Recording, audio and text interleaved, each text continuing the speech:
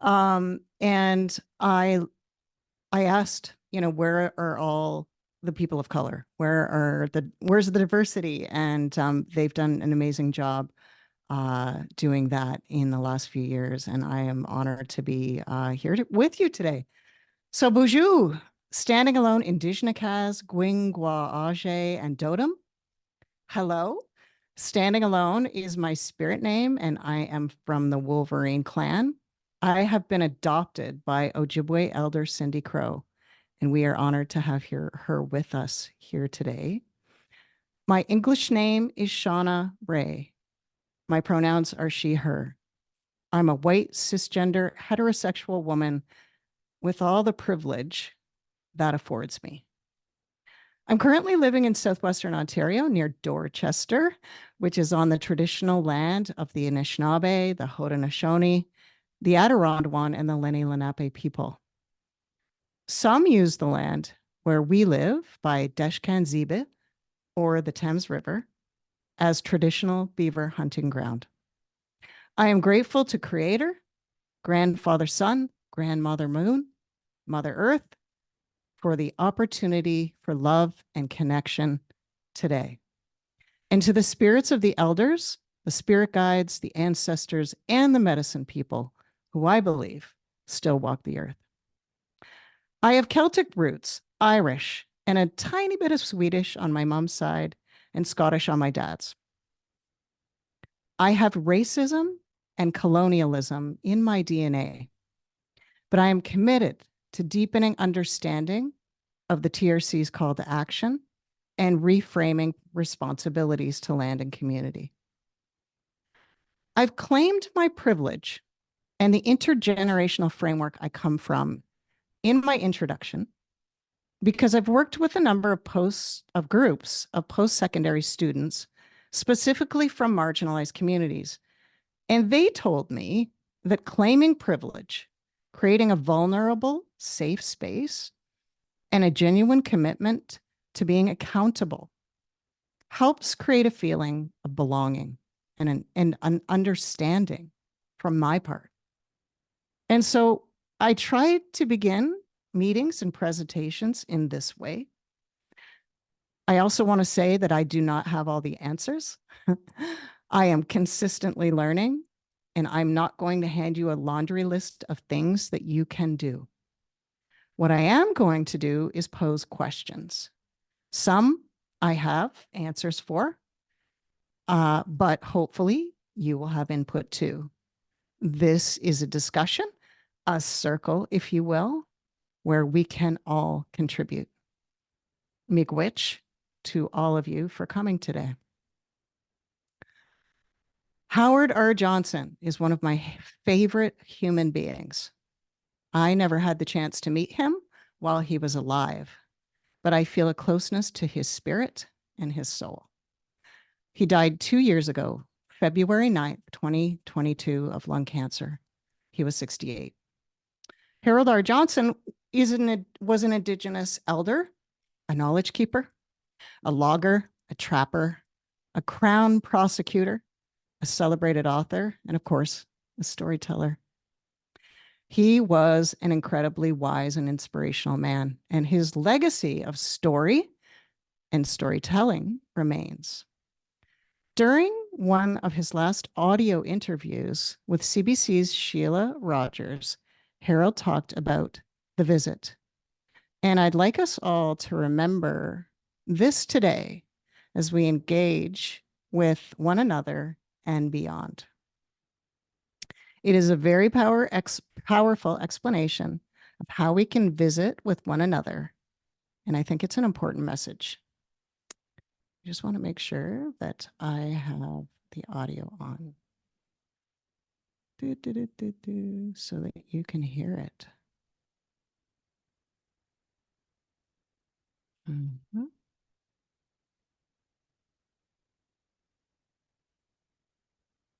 Okay. Time. Can you hear that? Did you hear that little bit? Okay, good. Yeah. No agenda. Love.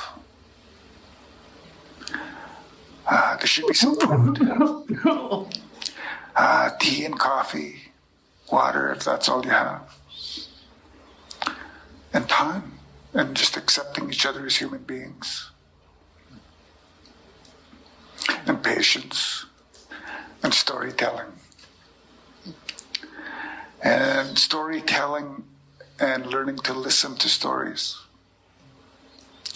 If you learn how to listen with your heart. So imagine where your heart is physically within your body on the left side of your chest until you're aware of it, till you can feel it. And then just let it go. And when you do that, practice listening with your heart, your brain does something. It stops thinking of the answer while the person is speaking. And you can just listen. And when you can really listen, then you can hear. And after you've practiced this for a long time, you learn how to speak from the heart. And it's the same ritual. You imagine where your heart is, and don't worry about the words that are going to come out, because they're going to come out from the heart. And that's how you visit. So let's have a visit. I will be speaking from my heart and also listening to you all from my heart. And if you can listen, speak, and interact from your heart today, I think we'll all learn a lot from one another. Harold R. Johnson wrote fiction and nonfiction. He wrote about alcohol, about love, about forgiveness, and all of it wrapped up in story. He said we needed a new story. He also said we needed to live like family. He told the story of when the settlers came and the indigenous folks that were already here adopted them into their family. And we attempted to annihilate them and rob them of their culture. We definitely need a new story. So let's start at the beginning. And this is where you contribute. What is story? What do you think story is? What does story mean to you? What is a general definition of story? How do stories help us? Story helps us explain what we don't understand, too, I think. I think who gets to tell stories? I think that it's who's listening to stories. How do we exchange stories? I think anyone can tell a story and anyone can share stories. We hear them all the time in coffee shops, hockey arenas, school cafeterias, or lunchrooms. But can anyone tell someone else's story?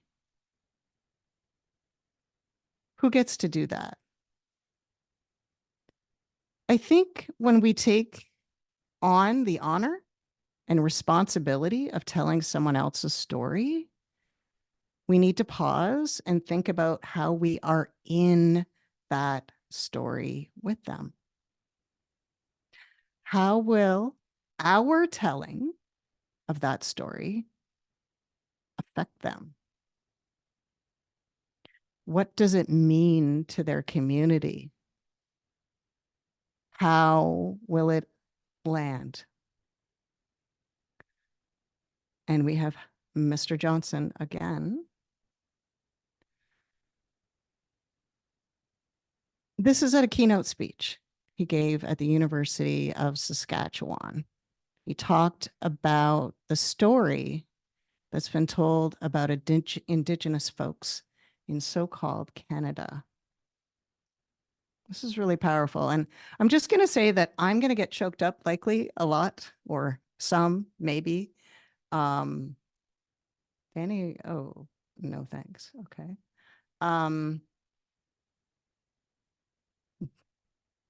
It is an incredible story. The story that I want to talk about, the story that brings us here, is that lazy, dirty, drunken Indian story. They've been telling it about us since first contact. Told it throughout the colonial period, We were told that story during residential school era, and we're still being told that story in the media today. They've toned it down a little bit, but they still keep telling that story. It's a nocebo story. Placebo and nocebo don't just apply to sugar pills, they apply to every story that's ever told. Every story that's ever told can heal you or kill you. And that lazy, dirty, drunken Indian story is killing us. We've taken it into ourselves and we believe it.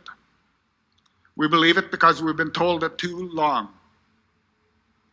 I had a young boy on the reserve in northern Saskatchewan tell me that to be a real Indian, you have to drink.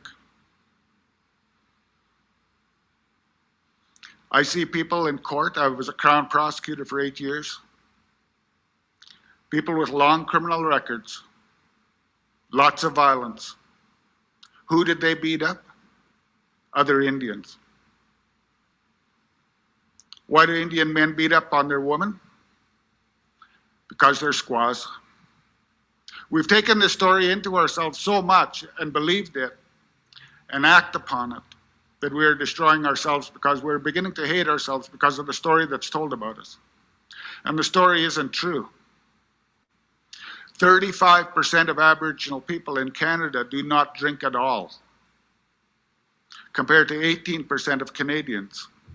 Twice as many of us are completely sober than the regular Canadian. But that's the story that's being told. What I'm hoping to do is create a conversation and get people talking and bring this out. We don't want to talk about it. White people can't say Indians and alcohol in the same sentence because somebody's going to point at them and call them racist. And Indians don't want to talk about it because we're scared somebody's going to point at us and say, see, it's true. They are lazy, dirty, drunken Indians.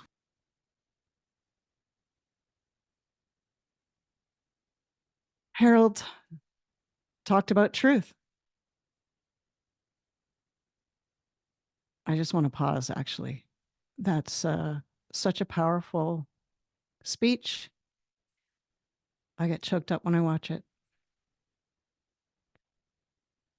So Harold talked about truth and that the dirty, drunken Indian story wasn't true. I'm curious if you think there is one indisputable truth. Is there one entity that has the handle on the truth? Maybe journalists, maybe the news, maybe clerics. Does anyone have the handle on the truth? How do we determine the truth? Do we all have our own truth? Feel free to comment in the in the chat or come off mic if you feel you have what you think about truth. Please don't be shy. I will move on if you don't. I believe that our truth stems from what we believe in our heart, what we take in, like Harold said. But it's also tapping into your own knowing, your own intuition. Here's an example. A friend engaged with an individual from another country who is doing spiritual work with a charity that works with children, orphans. She asked me to check into the organization. What I found wasn't favorable. But is that important? Is everything we find on the internet true? How do we determine what is true? I believe we have to ask ourselves, what do we believe the truth to be about ourselves? And what do we believe the truth to be about others? There's a ton of stuff online. It's how groups have been able to spread disinformation and untruths. And we absorb those stories, the more we dwell in them. We're at a critical time in determining what truth is. I'm going to put a pin in that for a second. We'll come back. We'll come back to truth. Privilege also plays a huge part in the lens and comfort through which we see and experience the world. My family grew up relatively poor. That doesn't negate the fact that I am white, and that allows me a free pass in most spaces. I self-identify as heterosexual, which is another layer of privilege. I'm cisgender, which means I identify with the gender I was born with, another layer. I went to college. Although I struggled to pay for it, I still had the privilege of post-secondary education.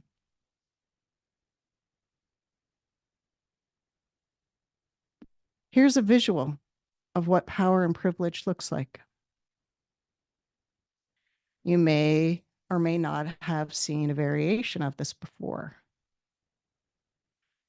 The purpose of me showing you this is not to debate its validity. The question I'm asking is, how do we equalize and or shift power through stories? I'm going to check in on the chat for a second because I can't see them all without looking. So I'm going to go and take a look here. Feel free to drop anything into the chat. Come off mic if you like. Can't seem to get to it. There we go. All right. Yeah, so Sylvia Duckworth created this visual, but there are lots of other ones.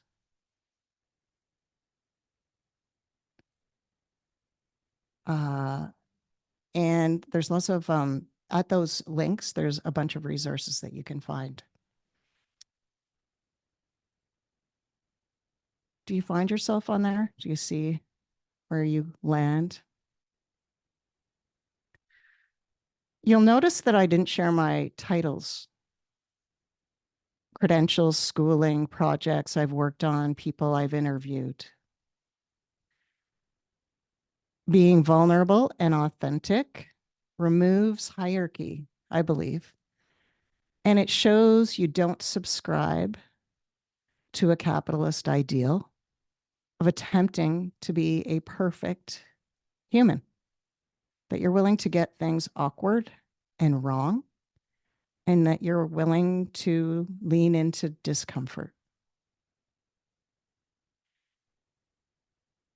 This video is at the end of a powerful speech by New Zealand's Member of Parliament, 21-year-old Hana Rawiti Mapi Clark. She is New Zealand's youngest MP in 170 years.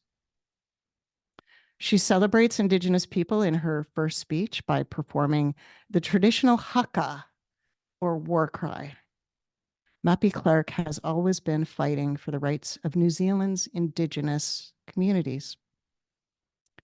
I want you to pay close attention to the other folks in Parliament watching her, and then I'm going to ask for your comments. I call Hannah Rafiti Maipi Clark to make her maiden statement.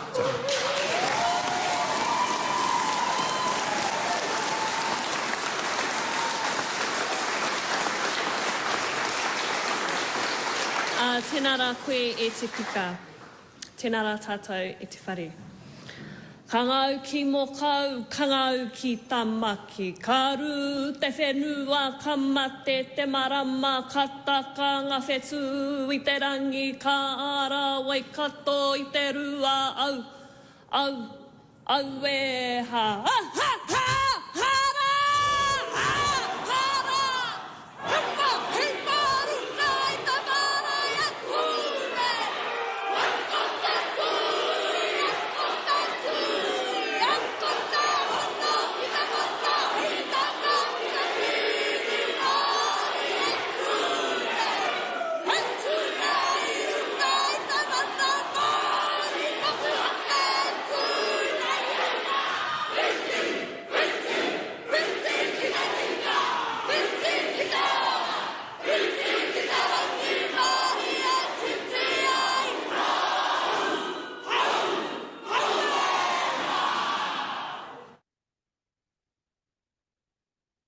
I get choked up when I watch that too. There is so much power in embodying who you truly are. And she was living her authentic self. And if you felt something, which I think a lot of you do, I see in the chat that you did, that that's because you remember what being authentic feels like. We all remember who we're supposed to be. And many people have the courage to stand up and be who they really are, embody their culture, their spirit, their passion. She claimed her place. But did you see how uncomfortable some of the MPs were? Some joined, some sang along, but some folks were uncomfortable. It couldn't have been easy to experience that if you've never seen something like that before in front of you. And there are tons of rules, a ton of rules in Parliament. Think about churches. Catholic Church, maybe. I grew up in a Catholic church. That's how I can quantify that, I would say. There are tons of rules, but not a lot of room for uniqueness. You can't bring your authentic self to an empire that is steeped in tradition that doesn't typically accept individuality, people showing up as their authentic selves. And in most cases, these empires don't accept diversity. And that's a fact.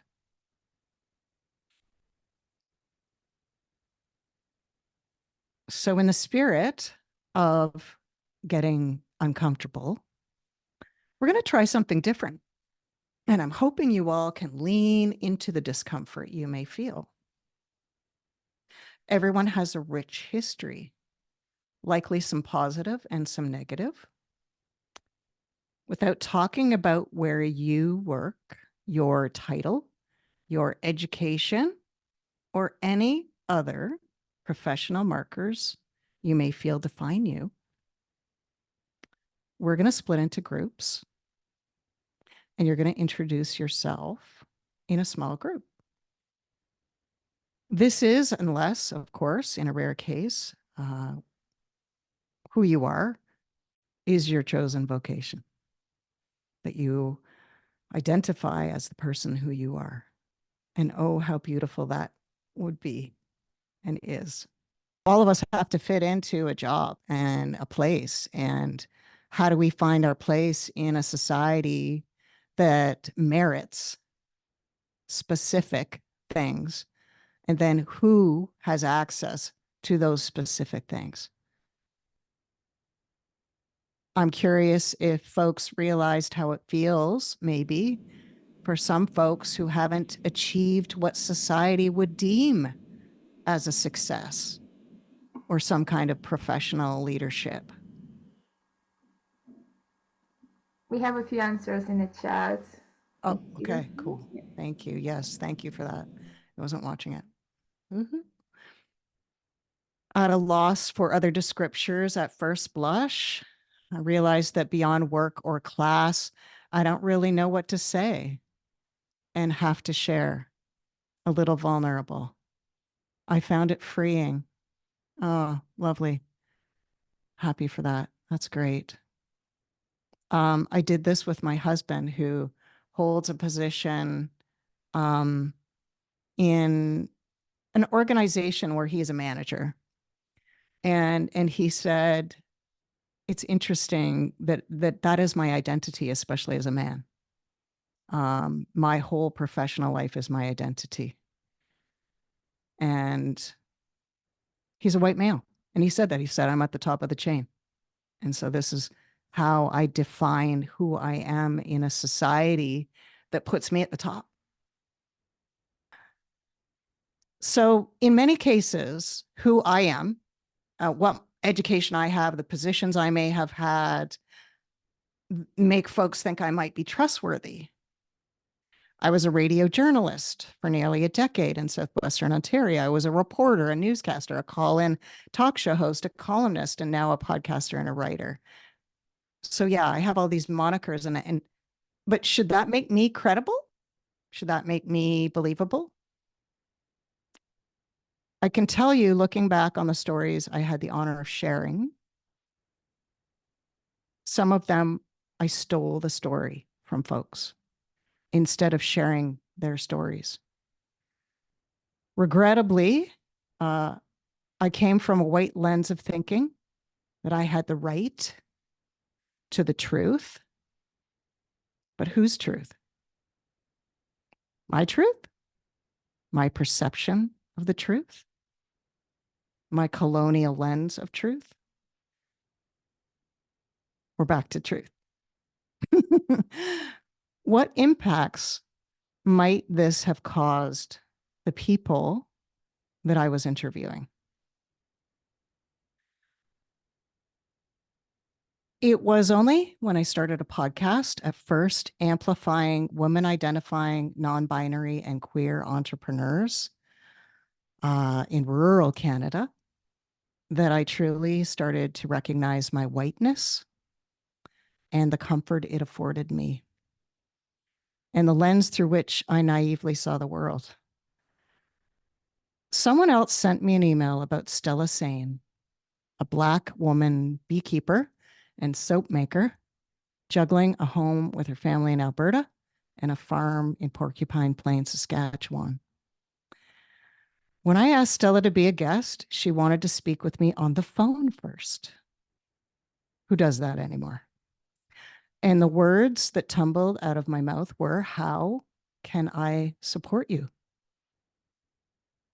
How can I support you with this podcast? She said that those simple words told her that I was an ally.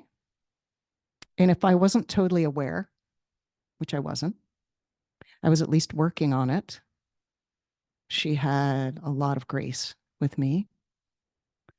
I have been uncomfortable often and messed up countless times where I felt very embarrassed, awkward, vulnerable. But when I could finally see the disparity, I could not unsee it. I'm probably going to get choked up when I play this one too. So just for one moment, just picture your house burning down with people you love, and other people are just watching it. They're watching it.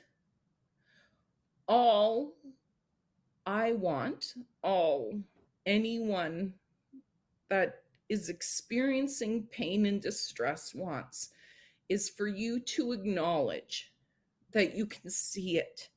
I know everyone doesn't have the answers. I don't have the answers, although we're going to touch on what I'm doing as a person to acknowledge this, how you can help, how you can change things. We are going to address that. But right now, the biggest thing is just addressing that you see it, that it's real, validating people that you can see our house is on fire and it's burning down.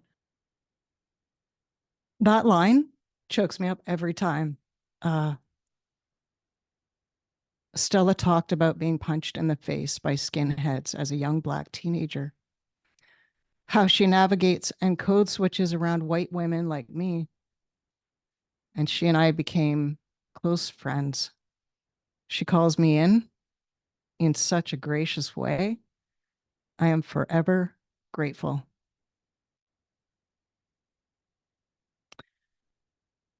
But the discrimination is still happening. Only a month ago, Stella was yelled at and called "you people" when there was a misunderstanding at a venue she was teaching at. She literally had to have the white women there move in front of her to protect her.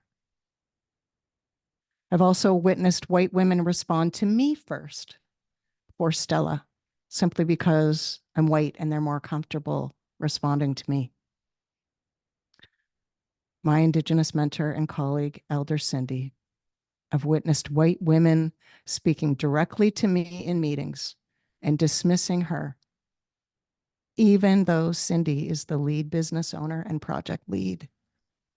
I witnessed this consistently. And witnessing, bearing witness is important. Acknowledging to the marginalized person that you can see it.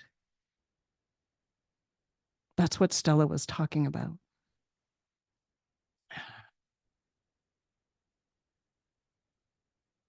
Gratitude is really important. Stella doesn't owe me anything. Cindy doesn't owe me anything. In fact, I might have only been interested in speaking with Stella, exploiting her during Black History Month, which we're still in today.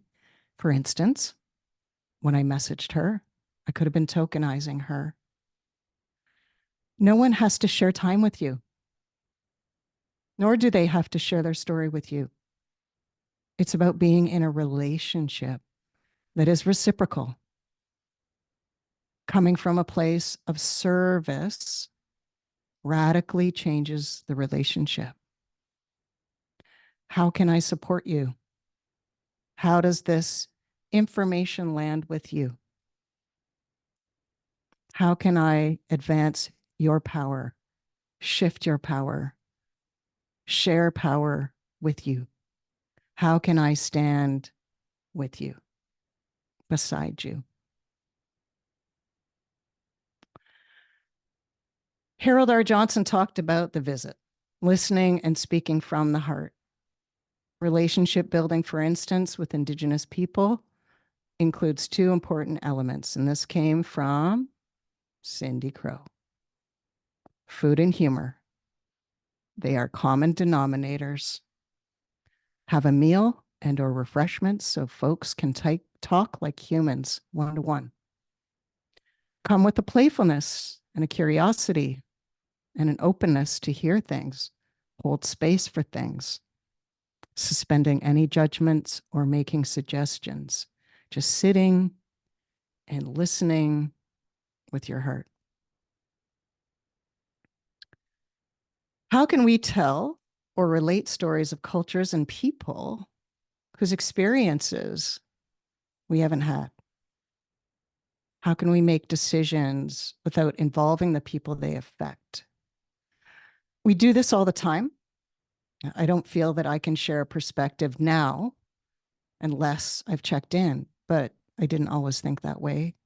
I thought everyone wanted media attention, of course, for instance, and that the way that I delivered the story, it was understood that I could be trusted. Nothing could be farther from the truth. Think about the ways Indigenous and Black folks are portrayed in the media. How about folks with disabilities? Any people of color, members of the 2S LGBTQAI+ community. International Women's Day is coming up. I was asked to moderate two panels of women. One would be entrepreneurs, the other women in political leadership in our county. When I saw the folks, the white male organizer of the International Women's Day event there were no women of color. And at first I said no. He said they were going for a different version of diversity. One woman was a newcomer. One woman was a young, new entrepreneur, and another woman with a disability. No women of color. I also suggested the event should have Indigenous representation, perhaps a song or prayer, and maybe he could ask a First Nation band council member or chief to be part of the leadership panel, since we have 3 First Nations communities in our county. He declined. In the meantime, I reached out to 4 women of color entrepreneurs I knew within our county who had never been asked to be on a panel. Each one had a different perspective. At first, I asked how I could stand up for them, but I changed that to how can I stand with you? I still get it wrong. This was only a couple of weeks ago. I ended up turning down the event.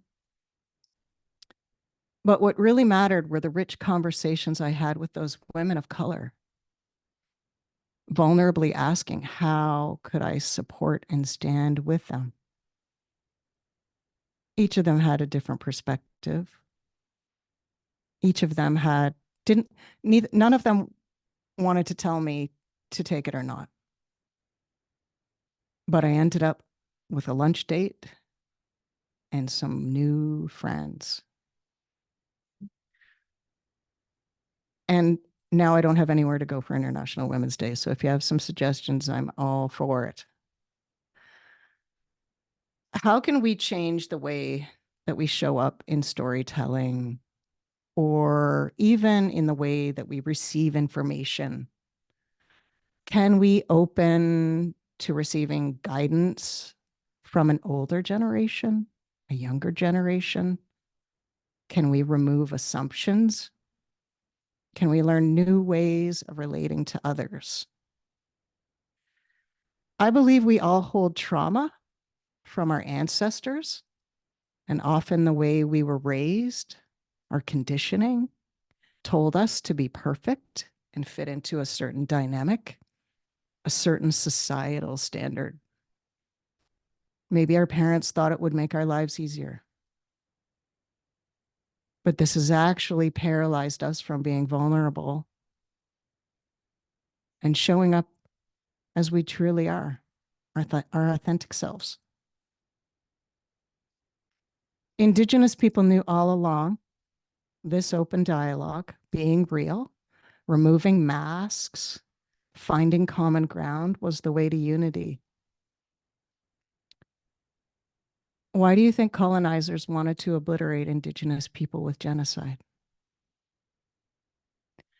Two-eyed seeing was supposed to be Indigenous ways working with modern ways, both working together alongside each other.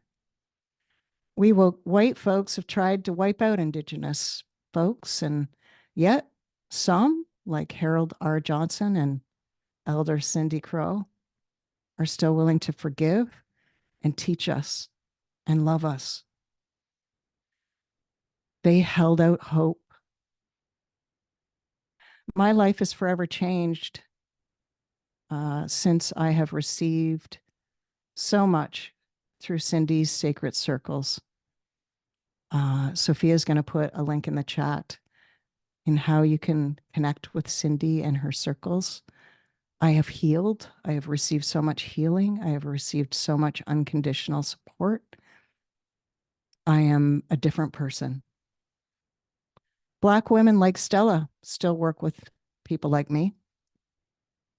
She had empathy and forgiveness in her heart because she still holds out hope too. We have so much to learn from each other in becoming like family. And that's what Harold R. Johnson wanted. And in creating that new story of the times we are living in right now, one that includes everyone and doesn't leave anyone out, like Harold described. We have so much to learn from each other in becoming like family. And in creating that new story. The advice I am called to impart is only this: be vulnerable and be brave. It's how we will all heal. And I'm going to leave it there and open it up to talk.